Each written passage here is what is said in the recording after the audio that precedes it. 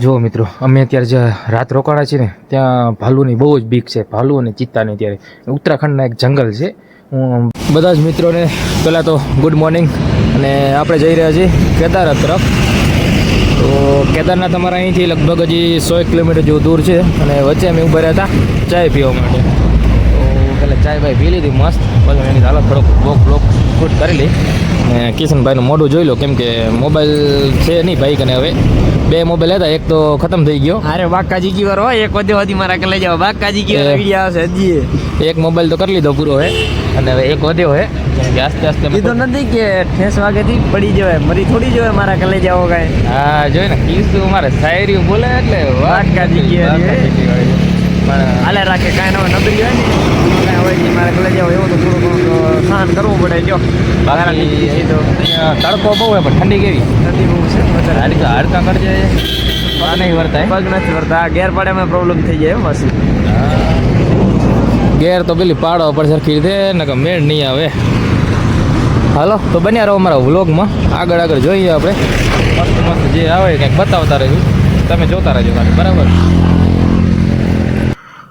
તો અમે અત્યારે આવી ગયા છીએ ધારાદેવીના દર્શન કરવા માટે. ધારાદેવી મંદિર છે ઉત્તરાખંડમાં, અલકાનંદી કિનારે ધારાદેવીનું મંદિર આવેલું છે. અને અહીંયાનો ઇતિહાસ કંઈક એવો છે કે માતાજીની પ્રતિમા છે ને એ નથી જમીન ઉપર રખાતી કે નથી છત નીચે રખાતી, બરાબર. એટલે આનો જે અત્યારે પ્રતિમા છે એ એકદમ પાણીમાં વચ્ચે છે અને ઉપરથી ખુલ્લો છત છે. અને માતાજીની પ્રતિમા હટાવવાથી અહીંયા અશુભ માનવામાં આવે છે. 2013માં જ્યારે મંદિરનું નિર્માણ કરવાનું હતું ત્યારે મૂર્તિ ખસેડી હતી. એ જ દિવસે અહીંયા બહુ મોટું પૂર આવ્યું હતું. ત્યારથી એમ ભક્તોને વિશ્વાસ આવી ગયો કે એની મૂર્તિ જે છે પ્રતિમા અહીંયાથી ખસેડાય નહીં. એના પછી અત્યારે માતાજીનું જોકે માતાજીની મૂર્તિ છે જ નહીં, ખાલી એમના ધડની પૂજા થાય છે. બાકી તમે જોઈ લો, અમે અહીંયા દર્શન કરવા પહોંચી આવ્યા છીએ. અને જેટલું આપણને ઇતિહાસ જાણવા મળ્યો એટલી તમને હું બતાવતો રહીશ. આગળ હજી જોતા રહેજો, આપણે દર્શન કરી અને પછી અને અહીંયા અમે આવ્યા એટલે બહુ જ ભીડ હતી. લગભગ અમને 2 કલાકની આડેગાડે, જુઓ તમે ભીડ જુઓ ખાલી, 2 કલાક સુધી એક સાથે આમ લાઇનમાં ઊભા રહ્યા. રિટર્ન આવ્યા ત્યારે લગભગ મારા ખ્યાલથી કલાક જેવું થયું. એટલે બરાબર બહુ ટાઈમ નીકળ્યો, કેમ કે માતાજીની જે શ્રદ્ધાળુ છે એટલા બધા આવે છે ભક્તો કે આપણને ટાઈમ જ ન મળે. ત્યાં પછી અમારે વિડીયો શૂટિંગ આ તે બધું ત્યાં લેવાની મનાઈ હતી. એટલે આપણે બહારથી જેટલું શૂટ થયું એટલું કર્યું, કેમ કે અંદર કેમેરો એકદમ બિલકુલ મનાઈ છે. બસ બારે તમે સીડી ઉધી જ, પછી ઉપરનું જે કાંઈ પણ તમે પગથિયા ચડી જાઓ પછી શૂટિંગ લેવાની એકદમ સખત મનાઈ છે. અમે દર્શન કરીને પાછા નીકળી ગયા આગળ તરફ. આગળ અમારે હજી જવાનું હતું ઘણી જગ્યાએ. ગુપ્ત કાશી છે, રુદ્રપ્રયાગ છે જ્યાં શિવનું મંદિર આવેલું છે, ત્યાં જવાનું હતું. પછી ગુપ્ત કાશી પણ જવાનું હતું. અને પાછા મનાલીની યાદ આવી ગઈ, કેમ કે મનાલીમાં જે અમે રસ્તા જોયા હતા ને એવા જ અહીંયા પણ રસ્તાઓ છે. જોઈ લો તમે, એકદમ ઢાળ અને વળાંકવાળા. અહીંયા બહુ સાવચેતીથી બાઇક હલાવવું પડે. જો આવા ટનલ પણ તમને પહેલાં આના વિડીયોમાં બતાવ્યા હતા કે આવા મનાલીમાં છે, આવા ડુંગરો છે, નીચે નદી છે. અને આપણે આવી ગયા છીએ રુદ્રપ્રયાગ. રુદ્ર સ્વરૂપે જે શિવનું મંદિર છે એના વિશે પણ તમને આગળ આપણે વાત કરી. પહેલાં આપણે જઈએ નીચે, પણ અહીંયાનું તમે પહેલાં સુંદર વાતાવરણ જુઓ કેવું છે, જોઈ લો. આ પણ અલકાનંદીજી કિનારે જ આ મંદિર આવેલું છે રુદ્રપ્રયાગમાં. જુઓ ત્યાંનું વાતાવરણ કેટલું મસ્ત અને સુંદર છે એકદમ. પછી આપણે માતાજીના દર્શન કર્યા. મા ચામુંડાના અહીંયા પહેલાં તો પગથિયે ચડતા જ મા ચામુંડાનું મંદિર છે. આપણે મા ચામુંડાના દર્શન કર્યા, પછી આપણે આગળ શિવના પણ દર્શન કરશું અને એના વિશે જે કંઈ આપણને ખ્યાલ છે એ વિશે વાત કરશું. હવે વાત કરીએ આપણે રુદ્રપ્રયાગ એટલા માટે નામ આવ્યું છે. રુદ્ર એ એક શિવનું નામ છે. અને અહીંયા શિવે રુદ્ર તપ કર્યું હતું.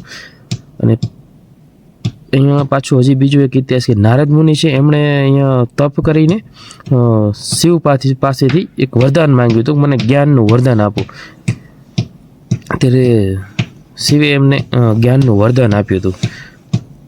એ પણ તમને આગળ મૂર્તિ બતાવું. મૂર્તિ છે જો, નારદ મુનિની પણ મૂર્તિ છે, શિવની પણ છે. આપણે અહીંયા બધા દર્શન કરી લીધા અને હવે તમને પાછળ બહારનું લોકેશન પણ એકવાર બતાવી દઉં, જોઈ લો. અહીંયા આવો એટલે તમારા મનને શાંતિ મળી જાય, એકદમ આનંદ એકદમ. અને અત્યારે અહીંયા ભીડ નથીનું કારણ છે કે અત્યારે અહીંયા લોકો કોઈ ફરવા માટે બહુ ઓછા આવતા હોય છે. જો ઉનાળાનો સમય હોય, કેમ કે અહીંયા ઠંડી બહુ વધારે હોય છે, ઉનાળાના સમયે અહીંયા બહુ જ ભીડ હોય છે, બહુ જ ભક્તો આવતા હોય છે. પણ અમારા જેવા અમુક જે હોય કોઈ ન કરે એવું કરવા જાય, એટલે શિયાળામાં અહીંયા બહુ ઠંડી હોય છે એટલે લોકો નથી આવતા એટલે બધા ફરવા માટે.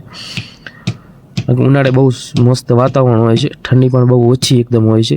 બાકી શિયાળે તો બહુ જ ઠંડી હોય છે, એટલે ઠંડીમાં કોઈક અમારા જેવા હોય એ જ આવતા હોય, બાકી કોઈ જલ્દી આવતું નહીં ઠંડીમાં.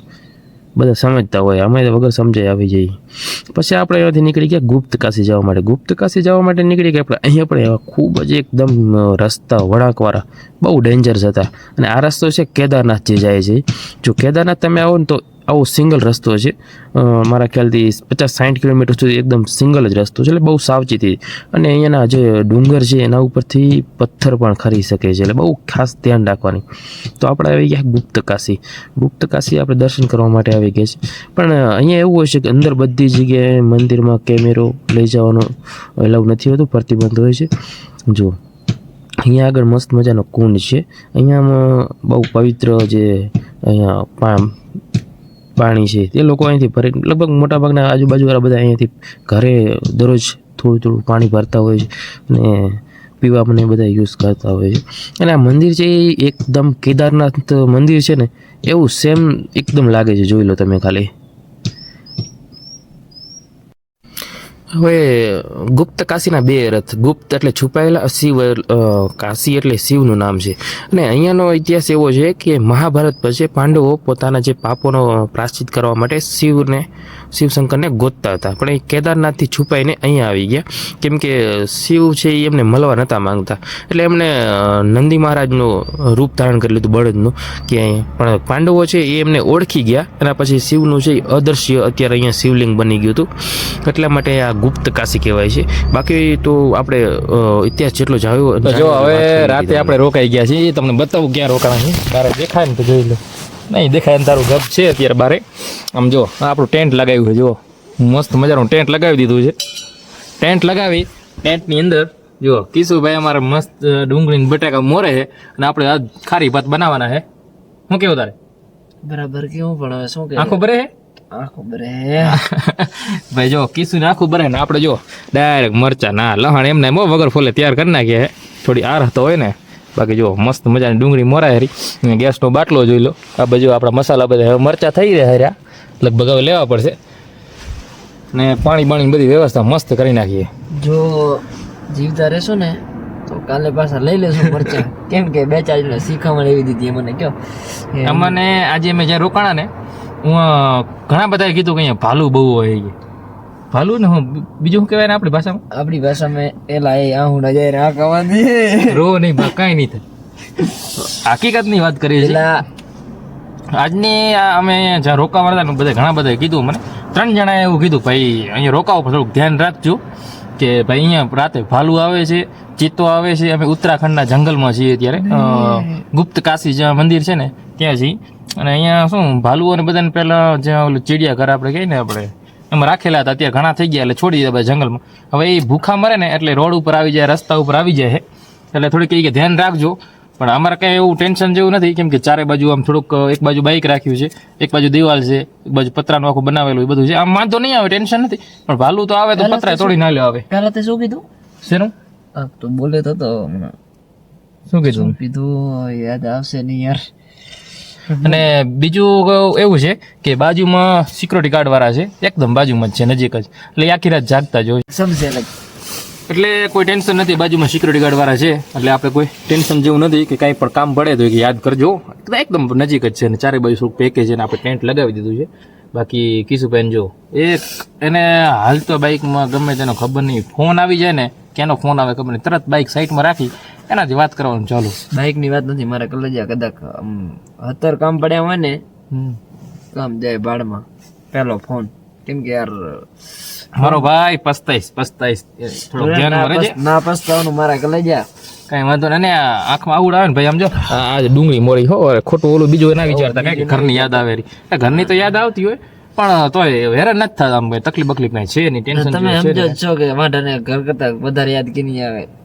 કીધું નહીં કે સમજદાર ના ના ના બસ બસ એટલું ઘણું એલા બધા સમજી ગયા બધા તું વધારે નાખે ઈશારો એટલે હું શું કહું ડાયલોગ હતો ને ઈશારા કોફી હતું કાકા તો મને વાંધો ના ઈશારા કોફી સમજદાર કો ઈશારા હી કાફી હે એમાં ડાયલોગ હતો બીજો જૂનો હમણાં વાયરલ બોરો થયો હતો એટલે તમને એવું જરાક હે? બીજું કઈ નહીં બરાબર બીજું કઈ નહીં હાલો તો બન્યા વ્લોગમાં ને આપણો વ્લોગ અહીંથી પૂરો જ કરી તમે પછી કહેતા હશો પહેલું કીધું બન્યા વ્લોગ પૂરો કરો એનું કારણ એક જ છે કે અમારો કાલનો વ્લોગ હતો ને એ અમારે થોડીક મિસ્ટેક થઈ ગઈ કેમ કે અમારા ફોનનો કોમ્બો ઉડી ગયો છે એટલે મેં એ કાલનો વ્લોગ નાખ્યો છે નહીં એટલે થોડીક આજ મિસ્ટેક થાય એની પણ વાંધો નહીં હાલો બીજું શું થેન્ક યુ સો મચ આમના વ્લોગ અમારા જોતા રહેજો અને આગલા કાલના વ્લોગમાં ફૂલ મોજ આવવાની છે કેમ કે કાલે અમે મસ્ત મજાના કેદારનાથ પહોંચી જવાના છીએ અને ત્યાંના બધા જે ધામો છે બધી જગ્યાએ મસ્ત મજાના આપણે દર્શન કરવાના છે તમને દર્શન કરાવવાના છે તો દર્શન કરવાનું ભૂલતા નહીં તમારો ભાઈ આજે કેદારનાથ પહોંચવાનો છે કાલે આટલો તો હું કોઈ હાટું રોયો નથી એટલો તાર ડુંગળી રોવાયો આજે યાર હે ને? સમજી હા હો હાલો થેન્ક યુ ગુડ નાઇટ બધાને મારા કલેજ આવો આરામથી મસ્ત સુઈ જાઓ બાકી આપણે કેવી હે નીંદર કેવી આવે છે નીંદર જો ભાલુ નહીં આવે તો સારી આવશે ને કે તો ડેડી લઈ જા બીજું શું થાય હાલો બાળું બાળું કાંઈ આવશે નહીં હર હર મહાદેવ ભાલુ. મહાદેવ